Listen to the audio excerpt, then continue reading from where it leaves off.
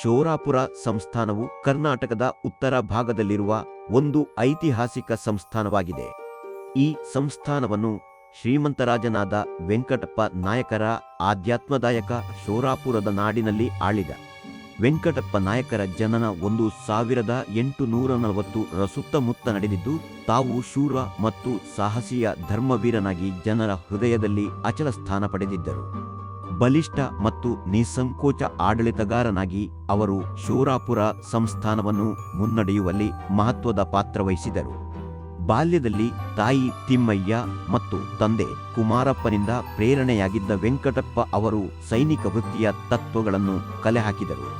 ತಮ್ಮ ಯುವಕ ವಯಸ್ಸಿನಲ್ಲಿಯೇ ಅವರು ಸೈನಿಕ ವೃತ್ತಿಯಲ್ಲಿ ಪ್ರವೇಶಿಸಿದರು ಮತ್ತು ತಮ್ಮ ಶೌರ್ಯ ಹಾಗೂ ಧೈರ್ಯದಿಂದ ಜನರ ಕಣ್ಮಣಿಯಾಗಿ ಬೆಳೆಯಿದರು.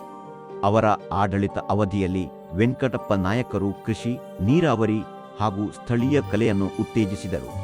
ಶೋರಾಪುರದ ಜನತೆಗೆ ಶಿಕ್ಷಣ, ಆರೋಗ್ಯ ಸೇವೆಗಳನ್ನು ಒದಗಿಸುವಲ್ಲಿ ಅವರು ಮಹತ್ವದ ಕಾರ್ಯನಿರ್ವಹಿಸಿದರು. ವೆಂಕಟಪ್ಪ ನಾಯಕರ ಸೇವೆ ಮತ್ತು ತತ್ವಗಳು ಕೇವಲ ಶೋರಾಪುರದವರೆಗೆ ಸೀಮಿತವಾಗಿರದೆ ಇಡೀ ಕರ್ನಾಟಕಕ್ಕೆ ಪ್ರೇರಣೆಯಾದವು.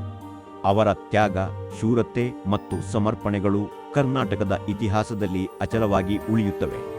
ಅವರ ಜೀವನ ಮತ್ತು ಸಾಧನೆಗಳು ನಾವೆಲ್ಲರೂ ಅನುಸರಿಸಬೇಕಾದ ಮಾದರಿಯಾಗಿವೆ. ವೆಂಕಟಪ್ಪ ನಾಯಕರ ಸಾವಿನ ನಂತರ ಶೋರಾಪುರ ಸಂಸ್ಥಾನದ ಸ್ಥಿತಿ ಬದಲಾಗಿತ್ತು. ಬ್ರಿಟಿಷ್ ಆಡಳಿತವು ಮತ್ತಷ್ಟು ಕಠಿಣವಾಗಿ ಪ್ರಾರಂಭವಾಯಿತು. ಆದರೆ ವೆಂಕಟಪ್ಪ ನಾಯಕರ ತ್ಯಾಗವು ಇಡೀ ಕರ್ನಾಟಕದಲ್ಲಿ ಪ್ರಜ್ವಲಿಸಿದ ದೇಶಭಕ್ತಿಯ ಅನ್ವೇಷಣೆಯನ್ನು ಉಂಟುಮಾಡಿತು. ವೆಂಕಟಪ್ಪ ನಾಯಕರ ಜನಪ್ರಿಯತೆ ಮತ್ತು ಅವರ ಹೋರಾಟದ ಕಥೆಗಳು ಜನಮೆಚ್ಚುಗೆಯಾದವು. ಬ್ರಿಟಿಷರ ವಿರುದ್ಧ ಹೋರಾಟದಲ್ಲಿ ಅವರ ಶೌರ್ಯವನ್ನು ಕೊಂಡಾಡಿದ ಕವನಗಳು, ಜನಪದ ಗೀತೆಗಳು ಜನರಲ್ಲಿ ತೀವ್ರ ದೇಶಭಕ್ತಿ ಬಿಟ್ಟು ಹೋದವು.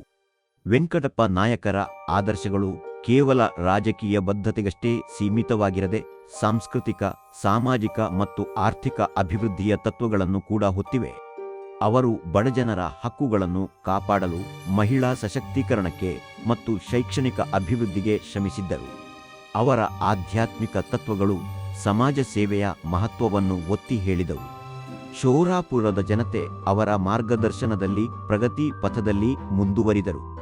ಇಂದು ವೆಂಕಟಪ್ಪ ನಾಯಕರ ಹೆಸರಿನಲ್ಲಿ ಶೋರಾಪುರದಲ್ಲಿ ಹಲವಾರು ಸ್ಮಾರಕಗಳು ಮತ್ತು ಶೈಕ್ಷಣಿಕ ಸಂಸ್ಥೆಗಳು ಸ್ಥಾಪಿತವಾಗಿವೆ. ವೆಂಕಟಪ್ಪ ನಾಯಕರ ಕಥೆಗಳು ಕನ್ನಡ ನಾಡು ನುಡಿಗೆ ಅನ್ಯ ಪ್ರೇರಣೆ. ಅವರ ತ್ಯಾಗ ಮತ್ತು ಹೋರಾಟದ ಕಥೆಗಳು ಕನ್ನಡ ಸಾಹಿತ್ಯ, ನಾಟಕ, ಚಿತ್ರಕಲೆಗಳಲ್ಲಿ ಜೀವಂತವಾಗಿ ಉಳಿಯುತ್ತವೆ.